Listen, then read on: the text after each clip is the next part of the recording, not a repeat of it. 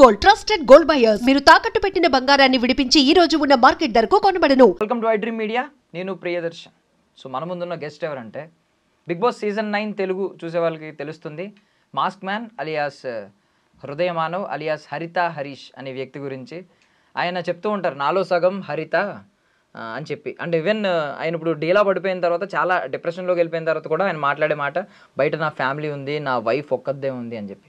ఆ హరిత గారే మన ముందు ఉన్నారనమాట. ఒకసారి మాట్లాడదాం. మ్యామ్ నమస్తే. నమస్తే అండి. బాగున్నారండి? బాగున్నా, మీరు బాగున్నారా? బాగున్నానండి. So first of all starting ఈ క్వశ్చన్ అడుగుతున్నాను అనుకోకండి, ఎందుకంటే స్టార్టింగ్ రైజ్ అయిన పాయింటే ఇది.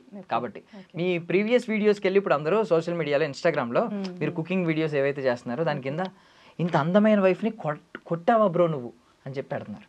ఆయన ఏ మూమెంట్లో ఎందుకు చెప్పారనేది నాకు తెలియదు. అంటే ఇంటి గుట్టు ఈశ్వరుడు కూడా పట్టలేడు మనం చెప్పుకుంటే తప్ప. అసలు ఒకవేళ నిజంగా కొట్టినోడు కూడా కొట్టానని చెప్పుకోడు. మరి ఆయన ఎందుకు చెప్పుకున్నారో నాకు తెలియదు. కానీ ఇప్పుడు అందరూ వైఫ్ను కొడతావా అని చెప్పి అక్కడ బిందు మాధవి గారు ఆల్రెడీ స్టేట్మెంట్ పాస్ చేసి అసలు నీకు మనసే లేదు, నీకు హృదయమే లేదని అక్కడ అన్నారు.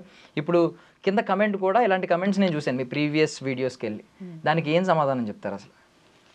ఇప్పుడు దీన్ని ఇది వన్ సెంటెన్స్లో చెప్పాలంటే చెప్పొచ్చు, ఎలాబరేట్ చేసి కూడా చెప్తాను. బట్ ఫస్ట్ వన్ సెంటెన్స్లో చెప్పాలంటే ఆయన అలా పొజిషన్ అంటే ఆ ఏదైతే ప్లేస్లో చెప్పారో టెలివిజన్ మీడియా అందరు ముందు అట్లా ఓపెన్ అప్ అయ్యి తన ఒక సీక్రెట్ని అట్లా బయట రివీల్ చేశారు. That's why he call him as a హృదయ మానవ్. ఓకే, సో హృదయం నుంచి తను ఎప్పుడు ఉండాలి, నేను లైఫ్ అనేది అట్లానే లీడ్ చేయాలి అని అనుకునే మనిషి కాబట్టి ఒక షోని లీడ్ చేస్తానికి వెళ్తున్నారు. ఒక జర్నీ మొదలు పెట్టడానికి he started his journey there. So ఆ జర్నీ స్టార్ట్ చేసేటప్పుడు హృదయం మనం ఎట్లా ఆలోచిస్తాడు? డెఫినెట్గా హృదయంతోనే ఆలోచిస్తాడు కదా. ఏం చేస్తాడు? సో నేను నిజాయితీగానే ఉండాలి, షో కోసం కాదు. మేబీ రేపొద్దున నేను నో అని it's a fraction of second no అని చెప్పేయచ్చు. ఈవెన్ నేను కూడా అగ్రీ చేయలేదు చెప్పినప్పుడు, బికాజ్ నాకు ఈవెన్ టెలివిజన్లో టెలికాస్ట్ అయ్యే ముందే తెలుసు నాకు యాక్చువల్గా చెప్పారనే విషయం. ఎందుకంటే మేము ఇంట్లోకి వచ్చినాక మాట్లాడుకుంటాం, ఎవ్రీడే షూట్కి వెళ్ళి వచ్చేవాళ్ళు, చెప్పారు ఇవాళ ఏం జరిగింది వాళ్ళు మేము మాట్లాడుకునేవాళ్ళం. సో అలా చెప్పారు. నేను అప్పుడే యాక్చువల్గా నాకు ఐఎమ్ ఇంటూ డిఫరెంట్ జోనర్లోకి వెళ్ళిపోయాను. నేను చెప్పాల్సిన అవసరం ఏముంది అనేసి అన్నట్టుగా. సో బట్ తను ఇచ్చిన ఎక్స్ప్లెనేషన్ ఏంటంటే షో ఓకే, ఒక బిగ్ బాస్ జర్నీ వస్తుంది లైఫ్లో, ఇట్స్ అ పార్ట్ వస్తుంది, డెఫినెట్లీ గెలుస్తాం. ఎండ్ ఆఫ్ ది డే నేను అద్దం ముందు నుంచినప్పుడు నా అంతరాత్మని నేను క్వశ్చన్ చేయకూడదు. నా అంతరాత్మ నన్ను ఈ అబద్ధం చెప్పి కదా నువ్వు గెలుచుకున్నావు అనేది. Okay, let it be show. నాకు అవకాశం రాకపోయినా పర్లేదు కానీ నేనైతే ఉన్నది ఉన్నట్టే చెప్తాను అనేసి అన్నట్టుగా చెప్పారనమాట. అది బికాజ్ నేను కూడా అగ్రీ చేయలేదు చెప్పడానికి. బికాజ్ తనకు కూడా అది చాలా చిన్న విషయం in the sense yes or no అనే చెప్పాల్సింది. అక్కడ నో అని చెప్పేసేయచ్చు, దేర్ ఎండ్స్ ద మ్యాటర్. ఈరోజు చాలామంది అంటే బిగ్ బాస్ హౌస్లో సంజన గారు ఓపెన్గా నాగార్జున గారు ఆ టైంలో చూసుకుని ఇక్కడ చూస్తారు ఆడవాళ్ళని, మగవాళ్ళు ఎక్కడ ఆడవాళ్ళు ఎక్కడ అని ఈ జెండర్ డిస్క్రిమినేషన్ తీసుకొచ్చారు కదా టాపిక్. దీనికి ఫస్ట్ విత్తనం అక్కడ పడింది అనమాట, బీజం. వైఫ్ని కొడతారు అనేది. యాక్చువల్లీ మీరు మిమ్మల్ని నిజంగా కొట్టేవారా ఏమన్నా? పోనీ మామూలుగా అడుగుతున్నాను. మీరు నాకు తెలిసి నాకు సార్ కూడా ఆల్రెడీ చెప్పినట్టే ఉన్నారు మీకు, హరీష్ గారు కూడా. ఇదేమన్నా గుళ్ళో గంట ఏంటి పొద్దున సాయంత్రం లేసి కొట్టడానికి, లేదా స్కూల్ బెల్లా? అది ఎవ్రీ ఫ్యామిలీలో ఉంటుంది ఒక చిన్న. అసలు టు బీ ఫ్రాంక్లీ స్పీకింగ్ మేమిద్దరం ఇట్లా మాట్లాడుకుంటున్నప్పుడు I didn't even remember that. Okay, అదొక సంఘటన జరిగింది అని అంటే బట్ తొందరగానే నాకు రికలెక్ట్ అయింది. But it was there in his mind, తన మైండ్లో అది చాలా స్ట్రాంగ్గా ఉండింది. సో నాకెందుకు అది చాలా ఎక్కడో కనుమరుగైపోయింది అని అంటే నా ఆలోచనలో, because the kind of bond and the love we have. So అది ఒక మా లైఫ్లో మా 15 years మా 20 years జర్నీలో అదొక డాట్, ఒక ఫుల్ స్టాప్ ఆర్ డాట్ లాంటిది అంటాం కదా. సో దానికి మించి ఇంకా చాలా పెద్దవి మా బాండింగ్ కానీ, మేము ఫేస్ చేసిన ఛాలెంజెస్ కానీ, దాంట్లో మేము కలిసి ఉన్నది కానీ, ఉన్న లవ్ మా ఇద్దరి మధ్యలో అదొక చిన్న డాట్. కాబట్టి నాకైతే అసలు నిజంగా కనుమరుగైపోయింది. బట్ స్టిల్ తను ఎంత బాగా గుర్తుపెట్టుకుని ఆ చిన్న విషయం కూడా నేను అబద్ధం చెప్పకూడదు అనేది ఆ స్టాండ్ తీసుకున్నారు చూడండి. షో కోసం కాదు, నా అంతరాత్మ ముందు నేను తలదించుకోకూడదు. సో అదే ఆయన సిద్ధాంతం, అందుకే ఆయన హృదయమానం అని ఆయన పేరు పెట్టుకున్నారు. యాక్చువల్లీ ఈ టాపిక్ అంతా మాట్లాడుకునే ముందు నేను ఒకటి స్ట్రైట్ అడగాలంటే, ఆయన హౌస్లో ఇప్పుడు కొంచెం డీలా పడిపోయి నేను ఉండను, మీలాంటి వాళ్ళ దగ్గర నేను ఉండలేను, నేను వెళ్ళిపోతాను అనే స్టేట్మెంట్స్ పాస్ చేస్తున్నారు. ఈవెన్ మీరు నామినేషన్స్లో చూసుకుంటే అందరూ కూడా, ఈవెన్ శ్రీజ, కామనర్స్ వాళ్ళు మనలో, ఐ మీన్ కామనర్స్లో ఉన్న వాళ్ళలో వాళ్ళు కూడా వద్దు వెళ్ళిపోండి, ఇక్కడ వద్దు, మీరు మీలాంటి వాళ్ళు ఎవరు అవసరం లేదు, వెళ్ళిపోండి అన్నట్టు పెద్ద ఐ మీన్ రచ్చగొట్టే వ్యాఖ్యలు మొత్తం జరిగినాయి. సో ఆయన స్టేట్మెంట్ని చాలామంది ఏమో ఇంక వచ్చేద్దామని ఉందేమో, ఆయన మీ రీజన్ కూడా చెప్పారు, బయట నా వైఫ్ ఒక్కదే ఉంటుంది, ఆమె ఇవన్నీ చూసి ఎలా ఉంటారో ఆమెకి ఎలా ఉంటుందో అని చెప్పి ఆయన స్టేట్మెంట్స్ చెప్తున్నారు. మీ మనసులో ఏముంది అసలు? ఇప్పుడు ఆయన్ని ఉండాలి, హౌస్లో ఇంకా ఉండాలి అని అనుకుంటున్నారా, వచ్చేసినా పర్లేదు అనుకుంటున్నారా, వచ్చేయాలనుకుంటున్నారా, ఏమనుకుంటున్నారు? వచ్చేయాలనేది డెఫినెట్గా ఎప్పుడు ఎవరు అనుకోరు, సేమ్ అందరిలాగానే. సో బికాజ్ అది మనం జర్నీ ఎందుకు స్టార్ట్ చేసాము, అలాగే ఆయన వీడియోస్, ఆయన ఈవెన్ అగ్ని పరీక్ష దాంట్లో కూడా చాలాసార్లు చెప్పారు అసలు ఈ why big boss. So as a big boss అడ్మైరర్గా ఆయన ఫీల్ అవుతారు కాబట్టి, ఆయన అన్ని కొంచెం ఆయన డిప్రెషన్లో లోలో ఉన్నప్పుడు కూడా, సో అదొక కైండ్ ఆఫ్ ఊరటని కలిగించింది. So because he's into kind of చాలా కౌన్సిలింగ్స్లో వాటిల్లో పార్టిసిపేట్ చేస్తుంటారు.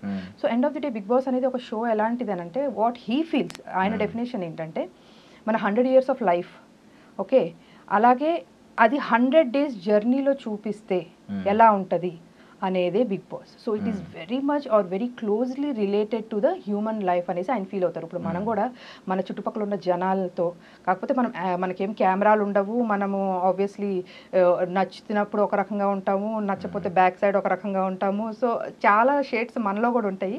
సో అవే బయట అక్కడ బిగ్ బాస్ హౌస్లో విత్ ఇన్ 105 daysలో కెమెరాల్లో క్యాప్చర్ అవుతూ, సో మనల్ని మన పర్సనాలిటీని చేంజ్ చేసుకుంటూ బయటికి ఒక అప్గ్రేడెడ్ వర్షన్ వస్తుంది with in a span of that 105 days. So definitely అట్లా బయటికి వచ్చేయాలి అనేసి నేనైతే అనుకోను. డెఫినెట్లీ ఎందుకు స్టార్ట్ చేశారు, ఎక్కడ ఉన్నాము ఇప్పుడు, సో నెక్స్ట్ ఎక్కడికి చేరుకోవాలి అనేది ఈ 3 parameters చూసుకుంటే, యాక్చువల్లీ నేను మొన్న కొంచెం ఆయన తినట్లేదు అని అనుకున్నప్పుడు at least I might get any chance ఏమో అనేసి ట్రై చేశాను. బట్ ఆబ్వియస్లీ అది షో ఫార్మాట్ వాళ్ళు అలౌ చేయరు కాబట్టి, సో నేను ఒక చిన్న ఏవీ కూడా ప్రిపేర్ చేశాను యాక్చువల్గా. సో లైక్ ఇప్పుడు నువ్వు ఇంత లోలో ఉన్నప్పటి నుంచి ఎలాగైతే నువ్వు అవుట్కమ్ అయ్యి ఇప్పుడు మొత్తం మళ్ళీ జనాల్లోకి వెళ్ళాలి, ఫేస్ చేయాలి సొసైటీని అనే ఏదైతే నువ్వు నిర్ణయం తీసుకున్నావు, లైక్ ఫీనిక్స్ బర్డ్ ఎలాగైతే ఫ్రమ్ ద యాషెస్ బార్న్ అవుతుందో అది. సో ఆబ్వియస్లీ ఇది వన్ ఆఫ్ ది ప్లాట్ఫామ్. నువ్వు లైఫ్ లాంగ్ వెయిట్ చేయని అవసరంలా, ఒక 100 days ఆ జర్నీ మొత్తం లీడ్ చేయి. ఇట్స్ నాట్ దాట్ కప్పు గెలుచుకురావాలి, ప్రైజ్ తీసుకురావాలి కాదు, డెఫినెట్లీ అది వస్తుంది. May the good person or the better person should win అని అంటాను. బట్ జనాలు మెచ్చిన వాడు విన్ అవ్వాలి డెఫినెట్గా. సో ఆయనలో ఇంకా వేరే కోణం కూడా ఉంది, ఆ హ్యూమర్ సైడ్ ఏదైతే నిజంగా జనాలకి నచ్చుతుందో అండ్ దేనికైతే జనాలు ఎక్కువ కనెక్ట్ అవుతారో, సో అది డెఫినెట్గా ఇప్పుడు వరకు ఫుల్ ఫ్లెడ్జ్డ్గా ఎవరు చూడలేదు. సో ఆయన క్లోజ్ అసోసియేట్స్ తప్పించి, సో అది డెఫినెట్గా చూస్తే ఆయన్ని మాత్రం ఎవరు, బికాజ్ ఆయన ఆ సిచ్యువేషన్ని చాలా లైట్ చేసేస్తారు యాక్చువల్గా. ఈవెన్ మేము హాలిడేస్ అప్పుడు ఇంటికి వెళ్ళినా కూడా చుట్టుపక్కల వాళ్ళు అడుగుతారు, మా అమ్మ మీ పెద్ద అబ్బాయి వచ్చినట్టున్నారు కదా అని చెప్పి, అంటే అంత జోవెల్ అయిపోతుంది ఆ ఎన్విరాన్మెంట్. ఎగ్జాక్ట్లీ అదే అంటున్నా, అది ఎవరు కూడా కనెక్ట్ అవ్వలేదు ఇప్పుడు వరకు అని చెప్పేసి నేను అంటున్నాను. షోలోనే చూపిస్తా, షోలోనే చెప్తాను ఒక 2-3 points.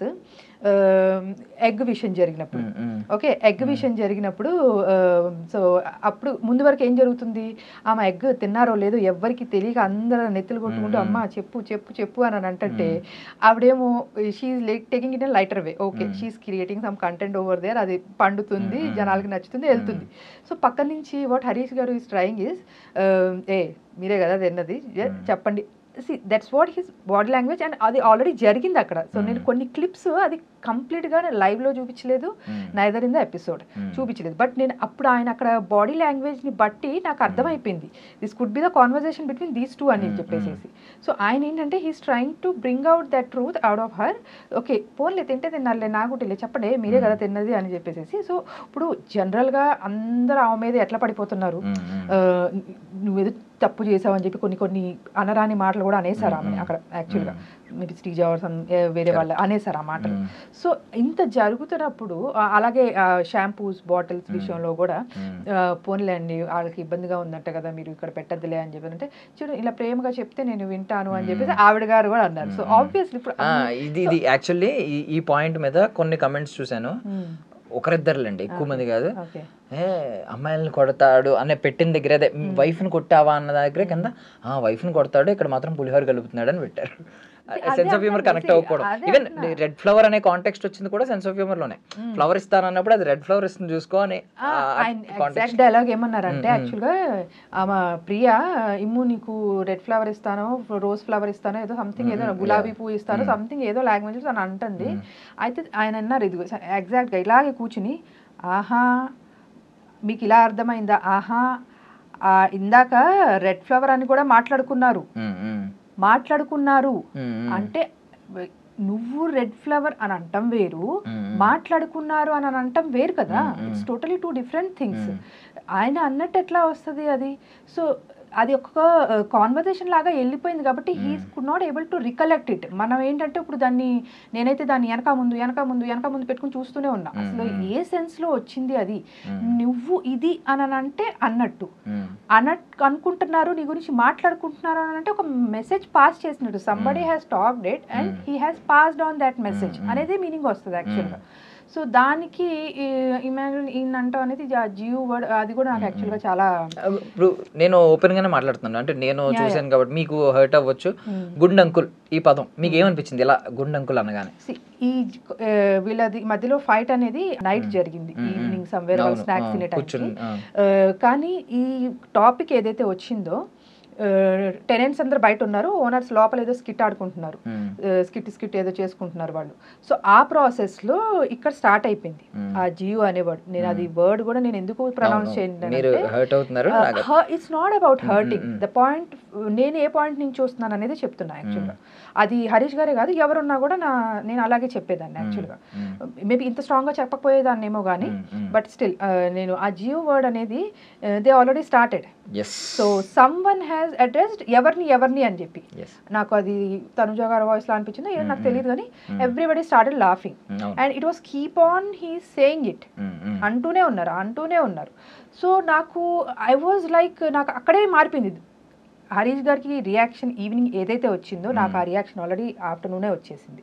ఎందుకు అడ్రస్ చేయట్లేదు, వినలేదా ఏంటి అంటే లోపల వీళ్ళు చూపిస్తున్నారు, నవ్వుకుంటున్నారు వాళ్ళు, అమ్మ శ్రీజా నువ్వు రా నీ